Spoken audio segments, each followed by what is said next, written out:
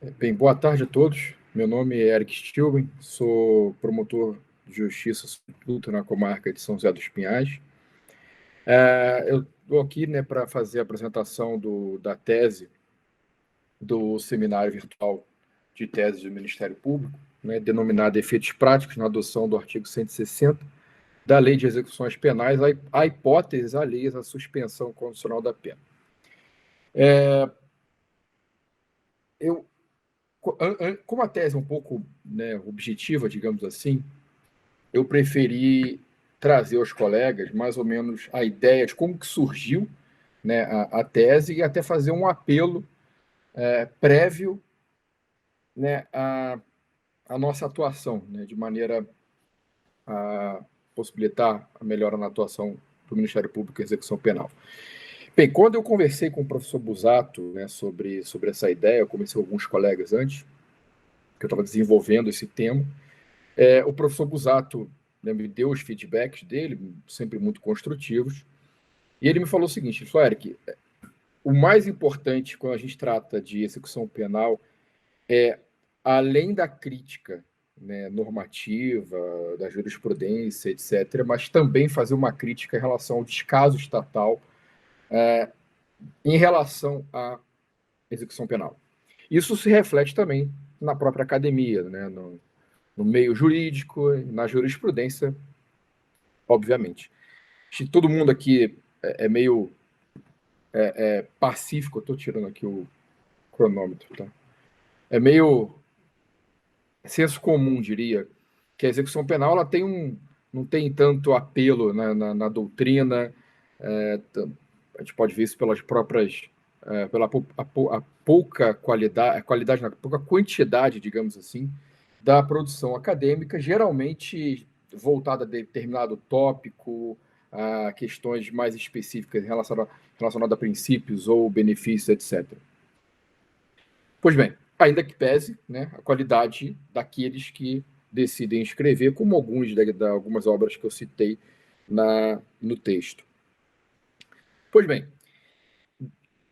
faz 8 anos que eu estou no Ministério Público, já atuava como advogado criminal antes, então acho que se eu posso dizer que há algum problema, algum motivo em toda essa dificuldade de tratamento na execução penal, acho que muito pela diferença estrutural entre os estados e também entre as comarcas, né, nos respectivos estados. No próprio Paraná, isso é muito evidente. E essa diferença estrutural, né, na implementação das ferramentas da execução penal, seja para garantir os direitos do apenado, com assistência material, por exemplo, seja inclusive até para exigir certas obrigações, como a questão de trabalho, essas coisas, isso varia muito de comarca para comarca, de estado para estado, de comarca para comarca, e eu acho que acaba que há uma certa, entre aspas, assim, não é uma crítica, né, deixando bem claro, assim, mas há uma certa, entre aspas, vai tocando com o que a gente tem e com o que é possível ser feito.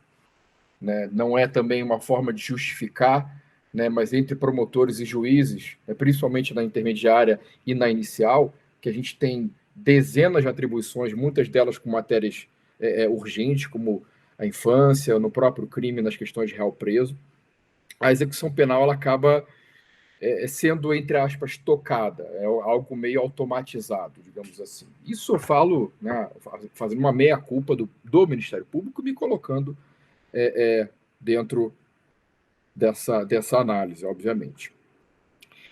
Bem, e quando eu estava em Laranjeiras, eu cheguei em Laranjeiras do Sul em 2015, eu tinha acabado de ser promovido, o substituto na época, o Thiago Vacari, que hoje está em Verão, a gente recebia muito processo no Projúdio, e ele me fez um questionamento. Ele falou, Eric, por que a gente faz essa análise dos processos de execução, de receber o processo, né? O processo ele é cadastrado, a guia de execução ela chega até ao cartório, vai para o MP, o Ministério Público faz a análise da guia de execução, faz um relatório do que aconteceu, de que ele foi condenado, etc., e pede para designar audiência de monitório. Eu não sabia responder, eu falei, olha, porque é assim, porque vem, é uma cota, né? Uma página quase. E ele falou, mas isso já tem portaria, isso pode ser delegado ao cartório.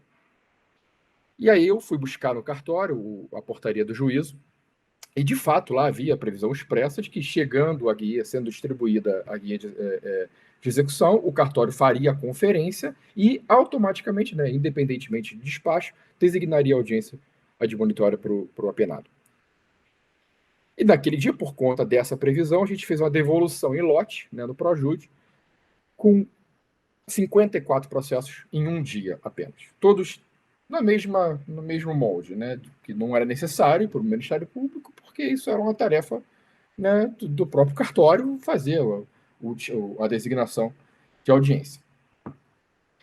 E aí, a partir dali, né, eu comecei a questionar mais esses procedimentos de execução penal pelas comarcas que eu fui passando, e comecei a ver que nas comarcas, né, seja São Miguel, Medianeira, Toledo, por todas as comarcas que eu passei, era meio generalizado, sim, que havia uma certa prática burocrática nas execuções penais, né? Principalmente no meio aberto. Aquelas questões, por exemplo, do sujeito que ele não comparece para uma audiência de monitória, e aí o juízo manda para o MP para fazer a busca do apenado, e buscar endereço, o MP não acha, vai para o cartório, faz busca, expede seu ofício, e etc.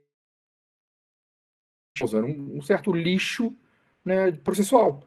A gente chega em diversas comarcas que a gente tem centenas de processos, né, de execução penal, há muitos deles por 6, 7, 8 meses, 3 meses de pena a cumprir, e que esse processo está parado há anos porque não encontra o sujeito. Pois bem, e aí esse desinteresse ele vai se acumulando, isso vira um círculo vicioso, no caso. Vou monitorar o meu tempo aqui, perdão.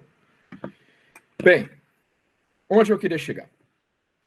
Desde 2019, eu estou exclusivamente, né, eu sou substituto no crime lá em São José, só que desde 2019 eu estou exclusivo, com uma das atribuições exclusivas na execução penal, seja no aberto, seja no semiaberto e fechado, que aí tem as questões de distribuição de competência, né? A gente só pega no aberto, no semiaberto e no fechado, fechado não, né? Aqueles que tenham progredido, né, para o semiaberto e que estejam harmonizados, ou em livramento condicional, etc. Aqueles que estejam inseridos nas unidades, a competência fica em Curitiba.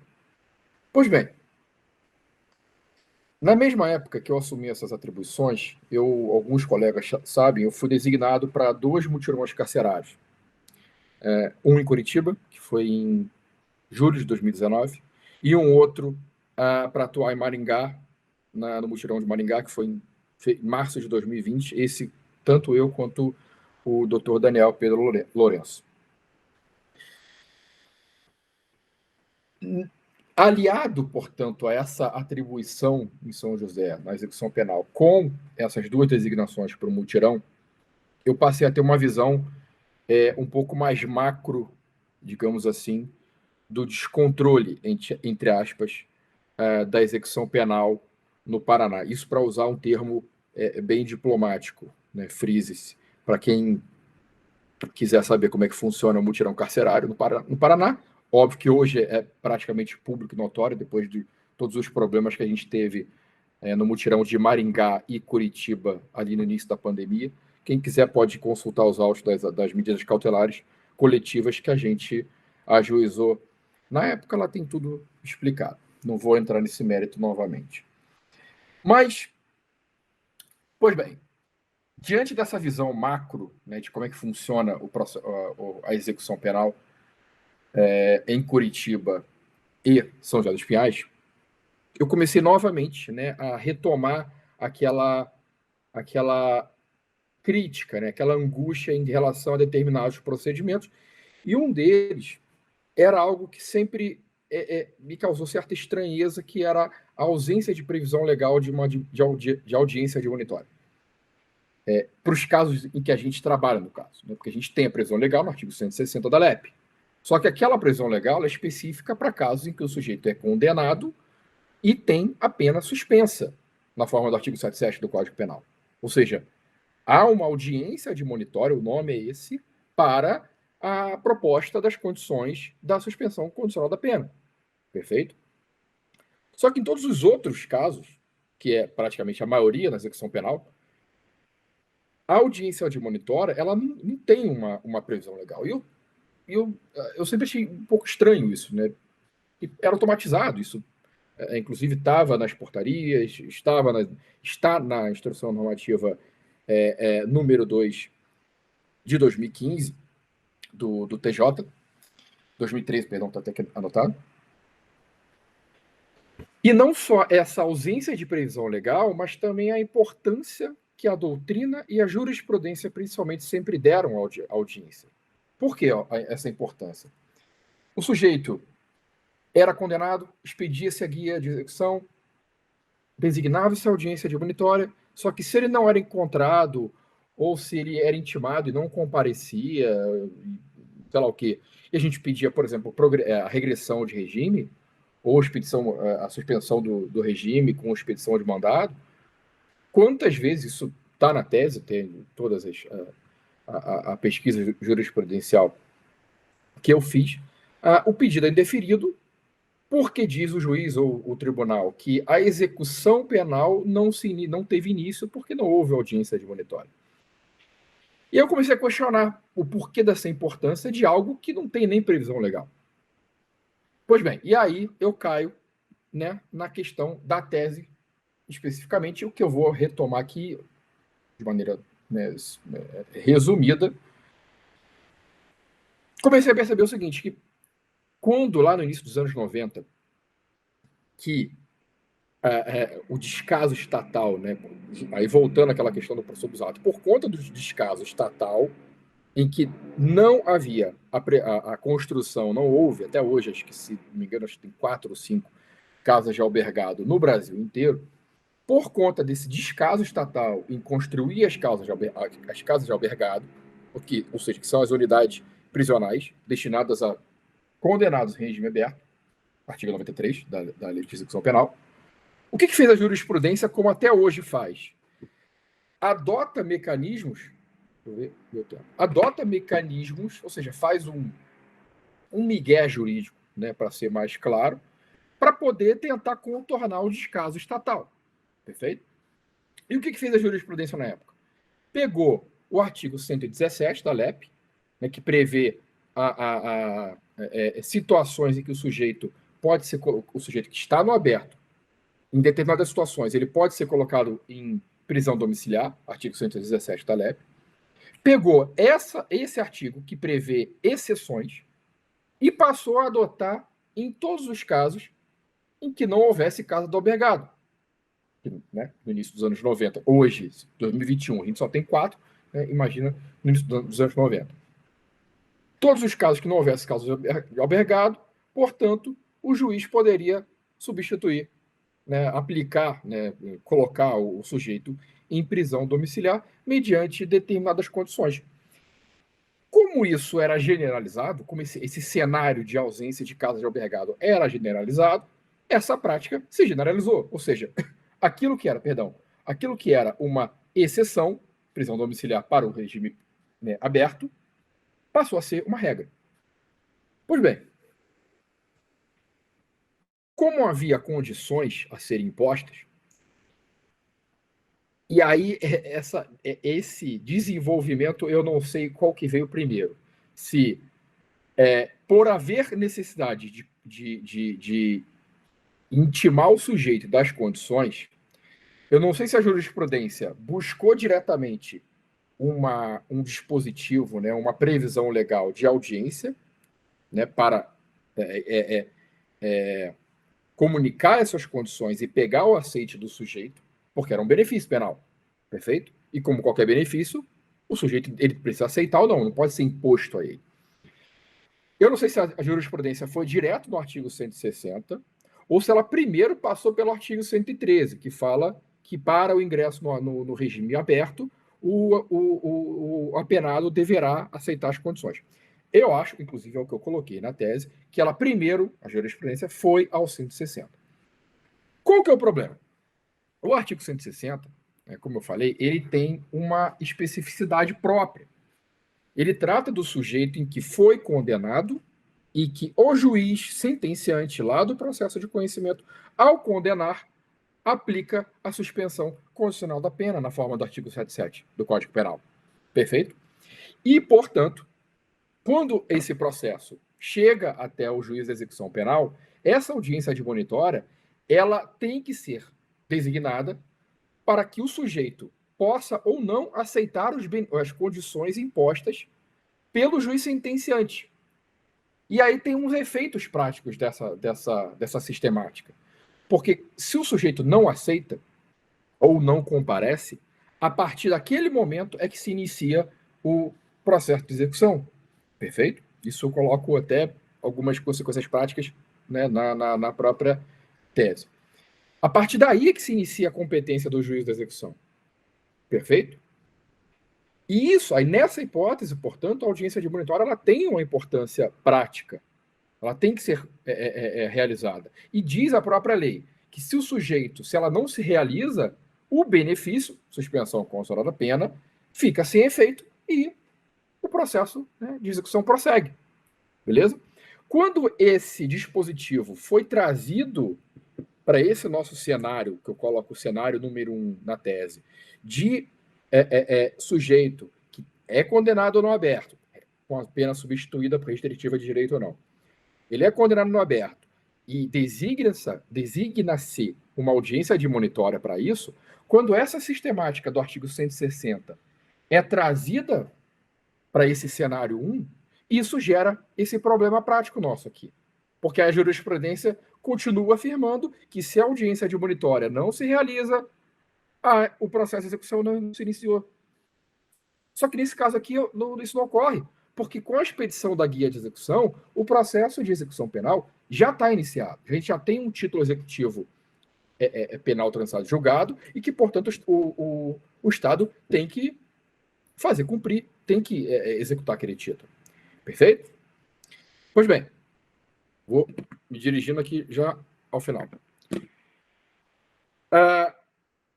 Falei, portanto, que quando esse artigo 160, né, essa audiência admonitória do artigo 160 é trazido para esse nosso cenário 1, e com esses efeitos práticos do 160, isso gera a audiência, torna a audiência admonitória imprescindível para o início da execução, o que, né, gera todo o problema prático que eu coloquei na tese.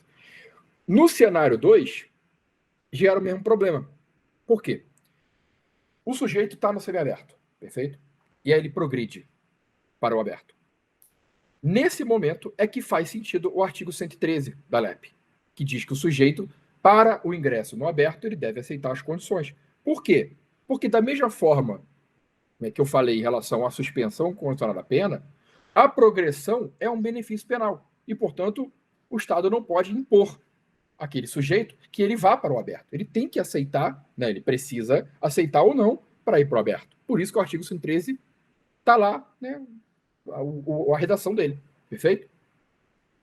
Tanto é assim que o artigo 19 da Instrução Normativa número 2 de 2013 do TJ Paraná fala que o sujeito só pode sair do regime semiaberto após aquecer com as condições estabelecidas na decisão que progrediu. Perfeito?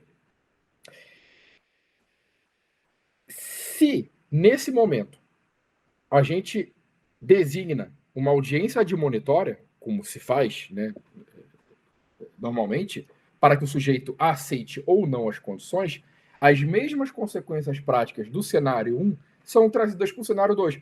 E é o que acontece. Sujeito sai da vara do semiaberto, perfeito? Digamos, está em Curitiba, progrediu para o aberto, ele sai de Curitiba, vem para São José. Chega em São José, o que o juiz de São José faz? A mesma coisa do cenário 1. Designa a audiência admonitória para que o sujeito aceite, entre aspas, as condições. E aí o sujeito não é encontrado, o processo vem para o Ministério Público. O que o Ministério Público pede?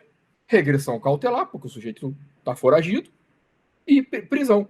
O que o juiz, né, decide, não falo em São José especificamente, mas em geral, que é incabível a regressão cautelar, porque o sujeito sequer, entre aspas, ingressou no regime aberto porque ele não aceitou as condições. Isso não faz qualquer sentido jurídico, do meu ponto de vista. E aí, para finalizar, o que eu proponho? A desnecessidade, né, de audiência de monitora nesses dois cenários, seja no cenário 1, seja no cenário 2, não só por uma ausência de previsão legal, mas é que de fato a lei o fluxo da lei, o procedimento da execução penal não é feito para que haja uma audiência. Não é necessário uma audiência para nada. O sujeito não precisa aceitar as condições, ele não está sendo concedido um benefício para ele quando ele chega no meio aberto. Perfeito? Não há, portanto, necessidade da designação de uma audiência, tampouco uma audiência monitória, tampouco uma audiência de monitória com as mesmas premissas básicas, né, do artigo 160. Portanto, basta uma intimação do apenado, né, um ato meramente administrativo, para cientificá-lo das condições que foram impostas, seja no regime aberto, né, diretamente falando, né, no cenário 1, seja através de progressão de regime, até porque mesmo para ele chegar no aberto, ele já tem que ter sido intimado lá no semiaberto e aceitado as condições, perfeito? Como de fato determina o artigo 19 da Instrução Normativa número 2, 2013. Beleza? E aí, óbvio, caso ele não compareça, caso ele seja preso, enfim, seja intimado ou fuja, regressão cautelar com expedição de mandado de prisão.